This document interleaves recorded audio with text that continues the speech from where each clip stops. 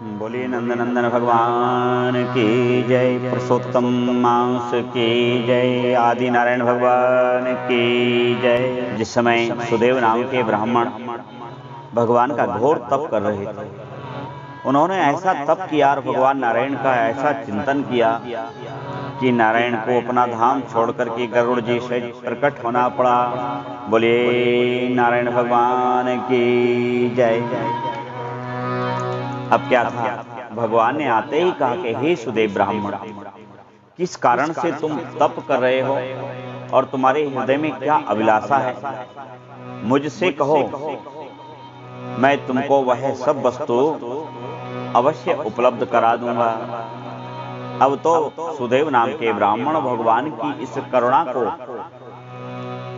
सुनकर के मगन हो गए और भगवान के सामने नाचने लगे, गाने लगे, गोविंद दामोदर माधवेति, श्री कृष्ण गोविंद हरे मुरारे, हे नाथ नारायण वासुदेव।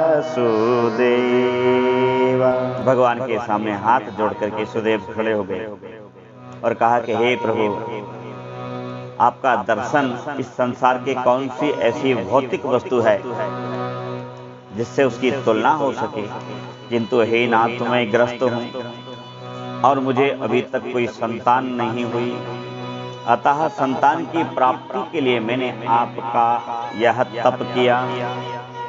अब भगवान कहने लगे कि हे सुदेव, केवल एक यही वस्तु छोड़ करके और तुम जो भी मांगोगे, त्रैलोक का राज्य भी अगर मांगोगे तो मैं तुम्हें तत्काल प्रदान करूंगा, किंतु तुम्हारे भाग्य में संतान नहीं है, अतः तुम्हें संतान की प्राप्ति नहीं हो सकती। इतना जब नारायण के श्रीमुख से श्रवण उसने किया तो जैसे कोई कटा हुआ वृक्ष गिर पड़ता है भूमि पर एक साथ, ऐसे ही वह तुरंत भगवान के सामने गिर के रुदन करता हुआ मूर्छित हो गया। और यह देख करके उसकी धर्मशिला धर्म पत्नी भी बुरी तरह से विलाप करते हुए रोने लगी कि हा देव, कहने लगी, मैंने आपको पहले ही कितना कहा था कि संतान से किसको सुख हुआ है, अरे संतान ही मानना है तो गोविंद नारायण भगवान को मानो। हे पतिदेव, अब आपने भगवान के श्रीमुख से सुना, इसमें भगवान का भी कोई दोष नहीं। वह स्त्री बड़ी साधु थी, निर्मल स्वभाव वाली उस ब्राह्मण देव की उस धर्म पत्नी बड़ी ही मीठी वाणी से कहने लगी अपने पति को प्रबोध के लिए कि हे प्राणनाथ, आप भय शोक को छोड़ करके दुख आदि का त्याग कर दीजिए और आप जागृत अवस्था में आ जाइए, क्योंकि इसमें नारायण का दोष नहीं है। कर्म, कर्तव्य और काल का लिखा हुआ कौन बदल सकता है, विधाता ने यही हमारे भाग्य में लिखा है, इसमें आदि नारायण का कोई दोष नहीं। अब ब्राह्मण की जब तंद्रा जागी, उसकी तंद्रा टूटते ही वह रुदन करने लगा, भगवान से कहने लगा कि हे भगवान, अगर आप नहीं दे सकते तब फिर और संसार में मुझे ये कौन उपलब्ध करा सकता है, इससे तो मेरा जीवन समाप्त ही हो जाए वही अच्छा है। और वह शोक के सागर में डूब करके बुरी तरह रुदन करने लगा।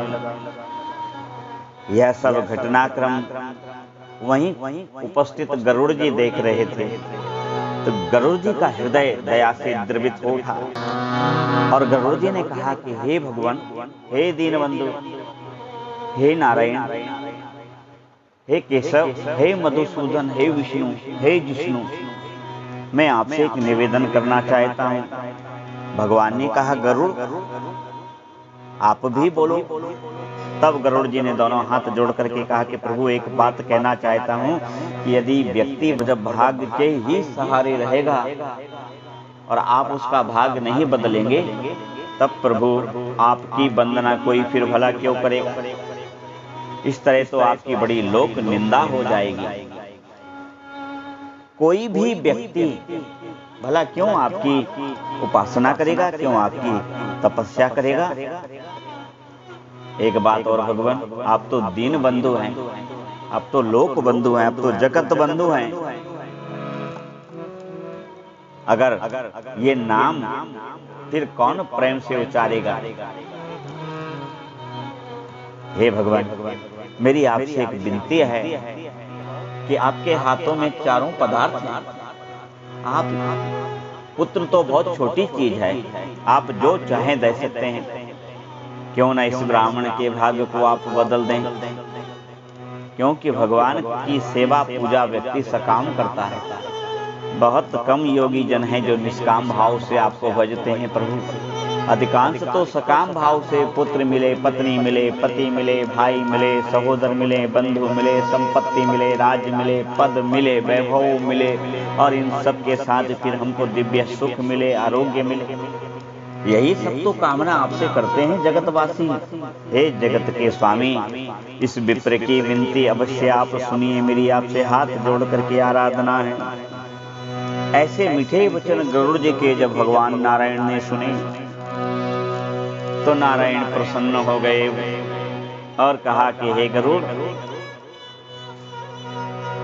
मेरे कहने से तुम इसको पुत्र का आशीर्वाद दे दो। गरुड़ जी भगवान की यह इच्छा जान करके बड़े प्रसन्न हुए और उन्होंने सुदेव नाम के ब्राह्मण से कहा कि हे ब्राह्मण देवता, मैं भगवान का सेवक हूँ, मैं उनका वाहन हूँ, गरुड़ उनका पार्षद हूँ। यद्यपि भगवान की इच्छा नहीं है, किंतु फिर भी वह द्रवित होकर के तुमको पुत्र दे रहे हैं। मेरे आशीर्वाद के द्वारा तो मैं तुमको आशीर्वाद देता हूँ कि तुमको संतान होगी और उत्तम संतान होगी, अनेकों गुणों से युक्त होगी, बहुत सुंदर होगी, किंतु उसका तुमको सुख प्राप्त नहीं होगा। ऐसा कहकर के आदि नारायण भगवान को लेकर के गरुड़ जी उड़ गए। ब्राह्मण भी अत्यंत प्रसन्न होकर के अपने घर आया। उसकी पत्नी गर्भवती हो गई और सुदेव को 10वें महीने में एक बहुत ही सुंदर चंद्रमा की तरह दिखने वाला सुंदर सुशोभित एक सुंदर शिशु उत्पन्न हो गया। अब तो उसने जात कर्म आदि करवाए, बहुत सा धन विप्रों को दिया और ब्राह्मण अत्यंत प्रसन्न हो गया। उसका नामकरण किया गया तो उसका नाम रखा सुखदेव, क्योंकि गरुड़ जी के आशीर्वाद से हुआ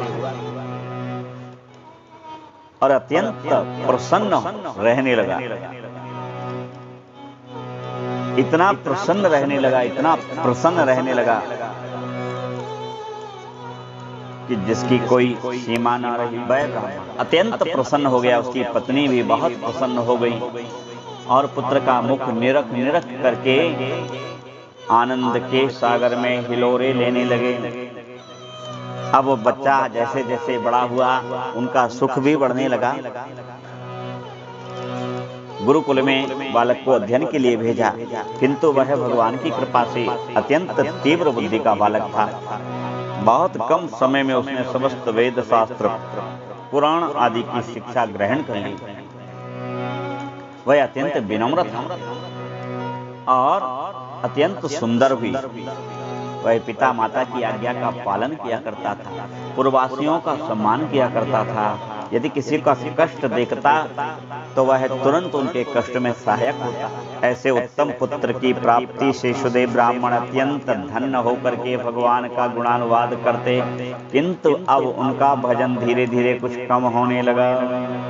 भगवान की लीला को कौन जानता है प्यारे। काल कर्म, ये अपना कर्म कर रहे हैं और हम सब उनके ग्रास हैं। हम प्रतिदिन काल के ग्रास बन रहे हैं, यह बात हम जानते हुए भी नहीं जानते। यही हमारे जीवन की सबसे बड़ी विडंबना है।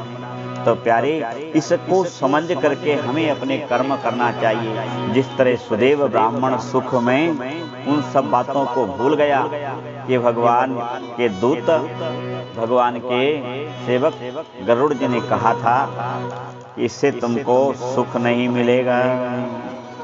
आगे की कथा भाग 3 में आपको संपूर्ण सुखदेव और सुदेव ब्राह्मण की सुनने को प्राप्त होगी। यह कथा सुनने से, अधिक मांस के सेवन से जिनको संतान नहीं होती उनको संतान प्राप्त हो जाती है।